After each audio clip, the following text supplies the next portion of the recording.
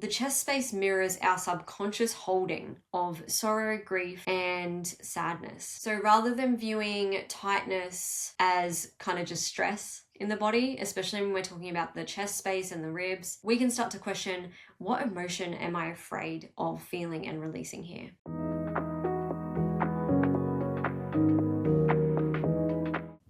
Welcome to the Monday Movement series. I'm going to take you through some chest openers so that we can start to somatically inquire into this area of the chest space, of the heart space, the ribs, the lungs, the diaphragmatic breathing, and also go into a little bit of the energetics with the somatics. As you know, if you've been following me, I love to add in some somatics with some energetics. So we're going to start to talk about the heart chakra a little bit and what this means when we're starting to look at psychosomatics and opening up the chest space to love and love vibration. And so, as with any somatic practice, I would always say, as we go into these movements, please listen to your body. Go into it with a reverence, a real reverence for your body. Trust that you will not go to the point of pain or severe discomfort, that you're just going to honor your body's mild discomfort and kind of explore your edges rather than pushing into a level of pain or discomfort that you don't feel comfortable with. As in, we can all deal with a little bit of discomfort and exploring our edges, but we don't want to go to the point of discomfort where we can't relax into the movement or the position.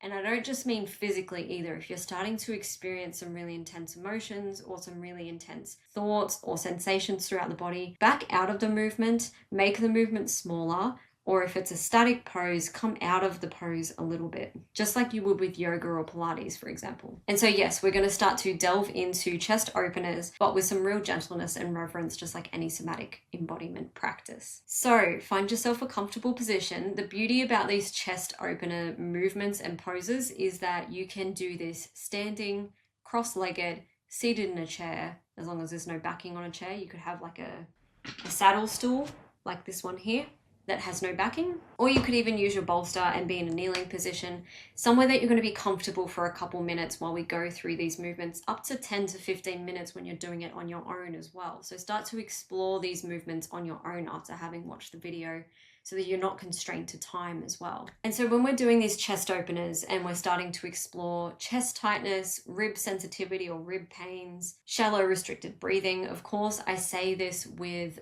the obvious medical contraindications in mind. If you are experiencing severe chest pain, you feel like something's wrong or like it's a medical emergency, of course, do not do this video. Obviously seek medical attention with the correct professionals. But when we're talking about chest tightness, rib pain, rib tightness, shallow restricted breathing that's there on a mildly discomfort level and has been cleared from medical professionals, and we know that there's perhaps something more going on than just the physical body, then this is the video for you. We're going to be exploring the connections of the mind, the heart, the soul to what we're experiencing in our bodies. So now that you've probably taking your time to find a comfortable position while I've done the contraindications of the medical levels of chest pain and chest tightness, let's get into it. So first we want to start with our hands together in a wrist like this, but behind our back. If you can't reach, just put them in a prayer position or reach to the back of your buttocks. And then you're just going to open the chest up like this. If your hands are interlaced, you're going to straighten the arms out.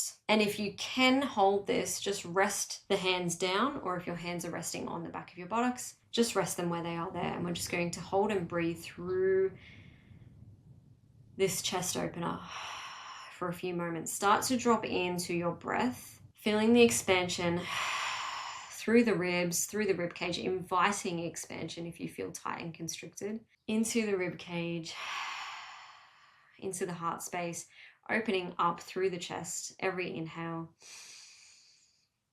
And exhale, letting out any sensations or tension that comes up. To go deeper with this practice, say you've had your hands on your buttocks and you want to try interlacing your hands and reaching them out and down, you can then start to move into that. Or if your hands are already out and down, you can start to bring your hands to the side, one of the sides of your body, press your elbows together, and this will intensify the pose. And just breathing through that again. Or likewise, if you need to back off, come out of that pose. You can even just have your hands here and open the chest and hold that open chested position there and breathe through that. If having your hands behind your back is too much, say you have shoulder restrictions, for example, just breathing through this open chest position in whichever way. The chest space mirrors our subconscious holding of sorrow, grief, and sadness. So rather than viewing tightness as kind of just stress in the body, especially when we're talking about the chest space and the ribs, we can start to question, what emotion am I afraid of feeling and releasing here?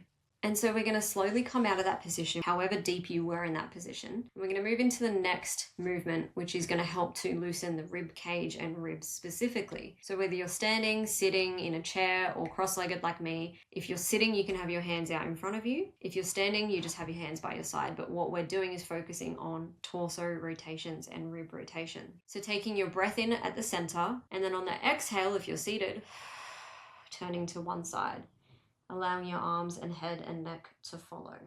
And then breathing in on the next inhale, back to center. And then exhaling to the other side. Now, if you're standing, your arms don't have to follow. But this is the flow of what we're doing. And the exhale is always to the side. The inhale is always back to center, and just alternating sides.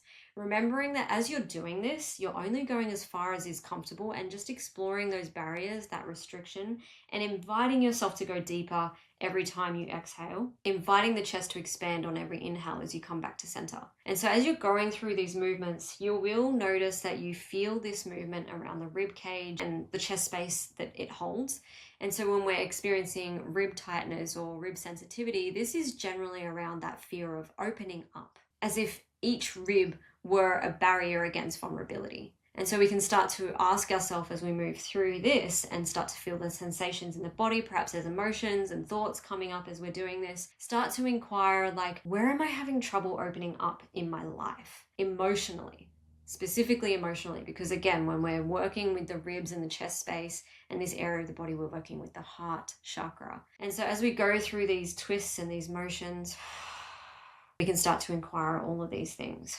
Coming back to center, one more big grounding breath in, and coming to stillness at the center on the exhale.